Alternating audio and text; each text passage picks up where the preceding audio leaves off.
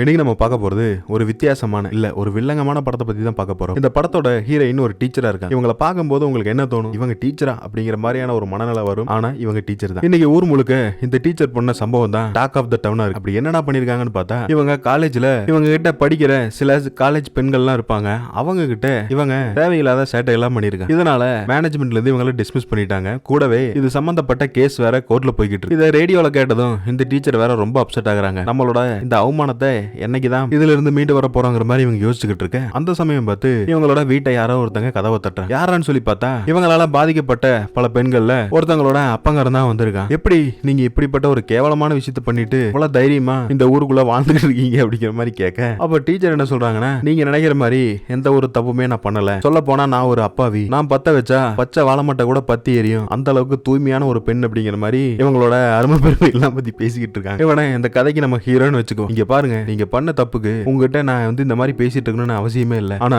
இதுல என்னோட பொண்ணு பாதிக்கப்பட்டிருப்பான்னு நினைக்கும் போது எனக்கு எவ்வளவு வருத்தமா இருக்குங்கிறது என்னால சொல்லி புரிய வைக்க முடியாதுங்கிற மாதிரி அவன் தரப்பு நியாயத்தை அவன் பேசிக்கிட்டு இருக்கான். ஆனா இந்த டீச்சர் என்ன சொல்றாங்கன்னா, இல்ல நீங்க என்ன தப்பா புரிஞ்சுக்கிட்டு இருக்கீங்க, நான் அந்த அளவுக்கு எதுவுமே பண்ணலங்கிற மாதிரி அவங்களோட நியாயத்தை அவங்க சொல்லிக்கிட்டு இருக்காங்க. முதல்ல இந்த மாதிரி என்னோட வீட்டுக்குள்ள தனியா இருக்கிற ஒரு பெண் கிட்ட நீங்க பேசுறது தப்பு அப்படிங்கிற மாதிரிலாம் சொல்லிக்கிட்டு இருக்கேன். ஆனா ஹீரோ இதெல்லாம் கேட்கற மாதிரியே இல்லை. என்னோட பொண்ணோட அறியாமையை பயன்படுத்தி நீங்க அவங்க கிட்ட அப்படி எல்லாம் செஞ்சிருக்க கூடாதுங்கிற மாதிரி ஹீரோ பேசிக்கிட்டு இருக்கான். அதுவும் டீச்சர் அப்படிங்கிறவங்க தெய்வத்துக்கு சமமானவங்க. ஆனா அப்படி ஒரு பதவியில் இருந்துட்டு இப்படி கேவலமான செயலை செய்யறதுக்கு உனக்கு கொஞ்சம் கூட கூச்சமே இல்லை அப்படிங்கிற மாதிரி பேசிக்கிட்டு இருக்கேன். உண்மை சொல்ல போனா இந்த பிரச்சனையில பாதிக்கப்பட்டது அந்த காலேஜ் ஸ்டூடெண்ட்ஸ் கிடையாது, நான் தான் அப்படிங்கிற மாதிரி இவங்க ஹீரோ கிட்ட எதிர்த்து பேசிக்கிட்டு இருக்காங்க. எதுவா இருந்தாலும் என்னோட லாயர் கிட்ட தான் நீங்க பேசணும். ஏன்னா கோர்ட்ல இன்னும் தீர்ப்பு வரல, யாரு தப்பானவங்கன்னு சொல்லி அவங்க தான் ஜட்ஜ் பண்ணுமே தவிர தனிப்பட்ட ஒரு மனுஷனா நீ என்ன கேள்வி கேட்க உரிமை இல்லை அப்படிங்கிற மாதிரி ஹீரோயின் இவங்க கிட்ட சொல்றாங்க. ஆனா அவன் அப்பவும் விடுற மாதிரி இல்ல. நீங்க என்னெல்லாம் பண்ணீங்க அப்படிங்கிற எல்லா விஷயமும் எனக்கு தெரியும். அதுலயும் அதிகாரத்தை பயன்படுத்தி நீங்க பண்ண தப்பு ரொம்ப மோசமானது அப்படிங்கிற மாதிரி ஹீரோ வளவளன்னு பேசிக்கிட்டு இருக்கான். நான் அப்படி எந்த ஒரு தப்பை பண்ணியிருந்தாலுமே அதை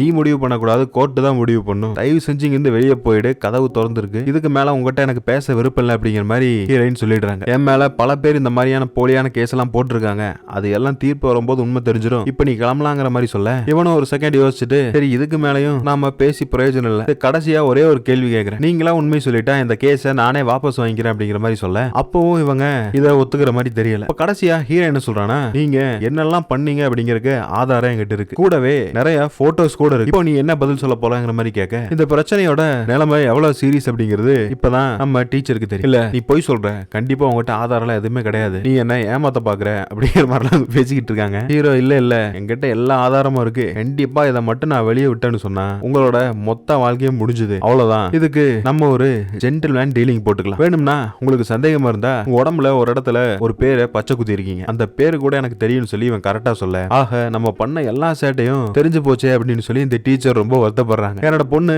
அந்த மாதிரியான ஒரு கேரக்டர் கிடையாது, ஆனா நீ தான் அவங்கள ஒரு தப்பான வழிக்கு கொண்டு வந்துட்டேங்கிற மாதிரிலாம் பேசிக்கிட்டு இருக்க, இப்படி வசமா இவங்கிட்ட மாட்டிக்கிட்டேன்னு சொல்லி இந்த டீச்சரும் என்ன பண்றேன்னு தெரியாம வருத்தப்படுறாங்க. இந்த பிரச்சனையில இருந்து நீங்க தப்பிக்கணும்னு சொன்னா இதுக்கு ஒரே ஒரு வழிதான் இருக்கு, அது நான் என்ன சொல்ல வரேங்கிறது நான் சொல்லாமலே நீங்க புரிஞ்சுக்கணுங்கிற மாதிரி இவன் டீச்சர் கிட்ட நெருக்கமா பேசிக்கிட்டு இருக்கான். அவங்களுக்கும் புரிஞ்சு போச்சு இவன் எதிர்பார்க்கறான்னு சொல்லி, சரி அப்படியே நான் நீ சொல்றதெல்லாம் கேட்டாலும் நீ இந்த உண்மையை வெளியே மத்தவங்க கிட்ட சொல்ல மாட்டேன்னு சொல்லி என்ன நிச்சயங்கிற மாதிரி இவங்க கேட்க, ஹீரோ என்ன சொல்றானா, சொன்ன சொல் தவற மாட்டான் இந்த கோட்டை சாமி அப்படிங்கிற மாதிரி நீங்க என்ன நம்பிதான் ஆகணும், உங்களுக்கு வேற வழி இல்லைங்கிற மாதிரி சொல்லிட்டேன். சரி எவ்வளவோ பேர் கூட நம்ம ரொமான்ஸ் பண்ணிருக்கோம், இவங்க கூட அதை பண்ணிடுவோமேன்னு சொல்லி இந்த டீச்சரும் ஒரு முடிவு எடுத்துட்டாங்க. இனி இதுக்கப்புறம் என்ன நடந்ததுன்னு சொல்லி விளக்க நான் கொடுத்தேன்னு சொன்னா யூடியூப்காரன் என்ன இங்கிருந்து அடிச்சு வெளியே தோர்த்திடுவான். நீங்களே புரிஞ்சு இந்த படத்தோட முழு வீடியோவும் நம்மளோட டெலிகிராம் சேனல்ல இருக்கு. நம்ம சேனலோட பேர் தான் டெலிகிராம் சேனலுக்கும் ரெண்டுமே சேம் தான், பேரெல்லாம் மாத்த கிடையாது. மறக்காம இந்த வீடியோக்கு ஒரு லைக் பண்ணிட்டு அந்த ஹைப் பட்டன் மட்டும் அமுத்தி விட்டுருங்க. மீண்டும் ஒரு வித்தியாசமான கதையோட